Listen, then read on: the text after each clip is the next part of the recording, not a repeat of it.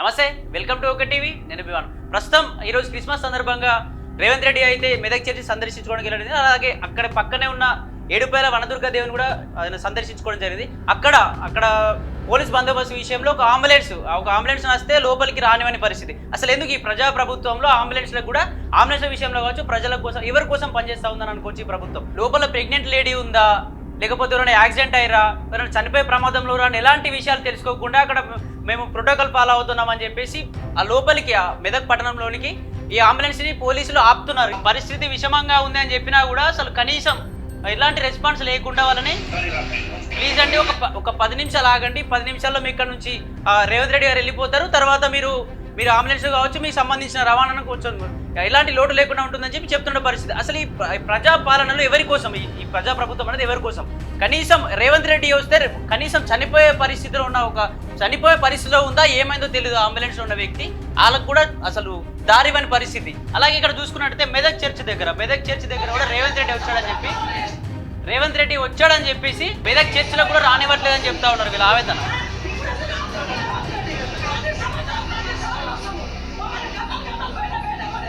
ఇంతకుముందున్న BRS ప్రభుత్వంలో కేసీఆర్ ఏనాడు కూడా 10 సంవత్సరాల నుంచి మేము 10 సార్లు క్రిస్మస్ సెలబ్రేషన్ చేసుకున్నాం, లోపలికి వెళ్ళి సెలబ్రేషన్ చేసుకున్నాం, ఎప్పుడు కూడా లోపలికి రాకుండా డోర్స్ క్లోజ్ చేసిన పరిస్థితి లేదు.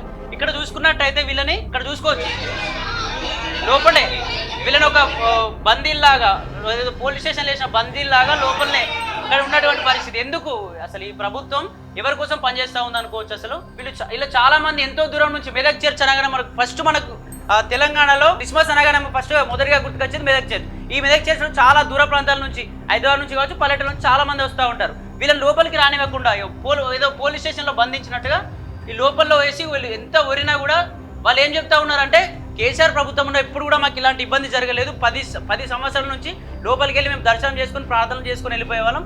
ఈ ప్రభుత్వం వచ్చిన నుంచి స్కీమ్ల విషయంలో సరిగా లేదు, మాకు అసలు ఎలాంటి రవాణా విషయంలో సరిగా లేదు. హైదరాబాద్కి వస్తే ఎక్కువ ట్రాఫిక్ కూడా బాగా ఇష్యూస్ వస్తున్నాయి ఈ ప్రభుత్వం వచ్చిన నుంచి. మరి ఈ ప్రభుత్వం ఎవరి కోసం పనిచేస్తూ ఉన్నట్టు, మరి రేవంత్ రెడ్డి గారికి సమాచారం సరిగా వెళ్ళట్లేదా, మరి ఈ సమాచార లోపం వల్ల ఏమైనా జరుగుతుందా, మరి ఈ మంత్రివర్గ విషయంలో ఏమన్నా వాళ్ళు ఏమన్నా మేమే సీఎం అన్నట్టుగా ఫీల్ అవుతున్నారు. రేవంత్ రెడ్డి అసలు సీఎం అనే విషయాన్ని వీళ్ళు మర్చిపోయారా? అసలు ఈ కాంగ్రెస్ ప్రభుత్వం వచ్చినప్పటి నుంచి అలాగే గురుకులాల విషయాలు కూడా చూసుకుంటే గురుకులాల విషయాల్లో కూడా చాలా మంది చనిపోతా ఉన్న పరిస్థితి. అల్లు అర్జున్ విషయానికి వచ్చి శ్రీతేజ్ చావు బతుకులో ఉంటే వాళ్ళమ్మ చనిపోయిన పరిస్థితి. వాళ్ళని ఏదో తప్పుపట్టాలని కాదు, వాళ్ళ మీద ఎంత శ్రద్ధ చూపిస్తున్నారో మీరు గురుకులాల పిల్లల విషయంలో కూడా మీరు అంతే శ్రద్ధ చూపాలి కదా. ఎందుకంటే చాలా మంది ఎలుకలు కలిసి చనిపోవడం ఏంటంటే ఈ తెలంగాణలో లోపల స్టూడెంట్స్ చదువుకోవడానికి వెళ్తారు, అమ్మ నాన్న వదిలిపెట్టి ఏదో ఒక రూమ్లో అందరూ ఒక ఫ్రెండ్స్ లాగా మంచిగా కలిసిమెలిసి ఉండే రూమ్లో వారానికి ఒకసారి, అంటే వారానికి 7 సార్లు ఎలుకలు కరిచిన ఒక కాలికి ఎప్పుడు వ్యాక్సిన్ ఇప్పించుకుంటూ హాస్పిటల్ తీసుకెళ్లి వ్యాక్సిన్ ఇప్పిస్తూ ఉన్నారట. ఆమె కాలు చచ్చిపడిపోయిన పరిస్థితి. ఆమె పరిస్థితి ఏంది, వాళ్ళ తల్లిదండ్రుల పరిస్థితి ఏంది, ఆమె ఏదో అవుదామని ఏదో మంచి స్థాయిలోకి వెళ్దామని చదువుకుంటున్న పరిస్థితి. ఇప్పుడు కాలు చచ్చిపడిపోతే నెక్స్ట్ ఆమె పరిస్థితి ఏంది? మరి అసలు ప్రభుత్వం ఎందుకు వీళ్ళకి ఎలాంటి ఎగ్జాషియర్స్ కావచ్చు, మన బీమా లాంటివి కావచ్చు, ఇన్సూరెన్స్లు కావచ్చు, ఎందుకు డబ్బులు ఇవ్వట్లేదు? సంబంధించిన రేవతి విషయానికి వస్తే శ్రీతేజ్కి వాళ్ళ అమ్మని కోల్పోయినందుకు చాలా డబ్బులు ఇస్తున్నారు, మంత్రులు వెళ్ళి పలకరిస్తున్నారు, ఎమ్మెల్యేలు అందరూ వెళ్ళి పలకరిస్తున్నారు. మరి ఎందుకని గురుకుల విద్యార్థుల పట్ల ఎందుకు శ్రద్ధ చూపించలేదు?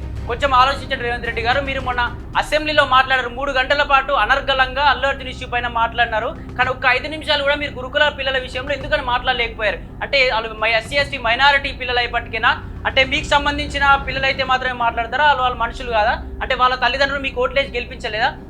అప్పటి ప్రభుత్వం బాగాలేదు, మాకు అప్పుడు తిండి విషయంలో కావచ్చు, చదువు విషయంలో కావచ్చు, ఫీజుల విషయంలో కావచ్చు ఇబ్బంది అవుతుందని చెప్పి ఈ ప్రభుత్వాన్ని తీసుకొస్తే ఈ ప్రభుత్వంలో మీరు చేసే పనులు ఇవా? అలాగే లగచర్ల ఇష్యూ విషయంలో కూడా అంతే. లగచర్ల ఇష్యూ గురించి ఎందుకని ఆ 3 గంటల దాంట్లో 5 నిమిషాలు గురుకులాల గురించి, 5 నిమిషాలు లగచర్ల ఇష్యూ గురించి అని ఎందుకు మాట్లాడలేదు? మీ ఏరియాలో జరుగుతుంది, మీ నియోజకవర్గంలో జరుగుతున్న లగచర్ల ఇష్యూ గురించి మీరు ఏనాడైనా ఒక్క మాట అయినా మాట్లాడారా? ఒక్క రోజులో ఒక్క మాట మాట్లాడలేదు. ఏమంటే లగచర్ల ఇష్యూలో మేము వాళ్ళకు మాత్రమే సపోర్ట్ చేస్తా ఉన్నాం, ఎవరిని బలవంతం చేయట్లేదు. కావాలని కొందరు పార్టీ వాళ్ళు మాకు భూములు ఇవ్వమని చెప్పి వాళ్ళు పార్టీ వాళ్ళు మన రెచ్చగొట్ట ప్రయత్నం చేస్తున్నారు, ప్రజలందరూ మాకు సపోర్టుగానే ఉంటున్నారు అన్నప్పుడు ఆ ప్రజలు బయటకు వచ్చి ఇతర పార్టీ వాళ్ళ సహాయం ఎందుకు కోరుతారు? వాళ్ళకి సంబంధించిన వాళ్ళని మీరు ఎందుకు కొట్టాల్సి వస్తుంది? మరి పోలీస్ స్టేషన్లో కేసులు ఎందుకు వేయాల్సి వస్తుంది? వాళ్ళు ఎస్సీ ఎస్టీ కమిషన్, తెలంగాణలో ఉన్న ఎస్సీ ఎస్టీ కమిషన్ దగ్గరికి ఎందుకు వెళ్తారు? జాతీయ ఎస్సీ ఎస్టీ కమిషన్ దగ్గరికి ఎందుకు వెళ్తారు? ఒకసారి ఆలోచించండి రేవంత్ రెడ్డి గారు. మీ స్వార్థపూరిత రాజకీయాల కోసం, డబ్బుల కోసం, ఏదో ఈ ఫార్మా మాఫియా కోసం మీరు ఇలా చేయకండి. మీ అన్నాదమ్ముల రాజ్యం కాదు ఇది, మా తెలంగాణ ప్రజల యొక్క రాజ్యం. ఈ లగచర్ల ఇష్యూ విషయం గురించి మీరు ఒక్క మాట అసెంబ్లీలో మాట్లాడలేదు, గురుకులాల విషయంలో మాట్లాడలేదు. ఎందుకు మరి ఎవరి కోసం ఈ ప్రభుత్వం అని చెప్పి ఇప్పటికీ కూడా విద్యాశాఖ మీ దగ్గరే ఉంది. ఎందుకు విద్యాశాఖ ఎవరికి ఎందుకు చేయట్లేదు? మీ తలపైన ఎందుకు ఈ హోమ్ మినిస్ట్రీ కావచ్చు, విద్యాశాఖ కావచ్చు, మీ తలపైన ఎందుకు పెట్టుకోవాల్సి వస్తుంది? ఒక్కసారి ఆలోచించండి. ఓట్లు వేసింది మాత్రం ప్రతి ఒక్కరేసారు, గురుకుల విద్యార్థుల తల్లిదండ్రులు వేశారు. లగచర్ల ఇష్యూ, లగచర్ల వాళ్ళు చెప్తా ఉన్నారు, ఖచ్చితంగా చెప్తా ఉన్నారు. వాళ్ళు ఏంటంటే మేము రేవంత్ రెడ్డికి మాత్రమే ఓటేస్తాం, మేము ఇక్కడ ఉన్న వాళ్ళందరూ కాంగ్రెస్ సంబంధించిన కార్యకర్తలమే అని ప్రజలు అంత మంచిగా చెప్తున్నారు. గాలం కూడా మీకు ఎలా మోసం చేయాలనిపించింది సార్? కొంచెం ఆలోచించండి.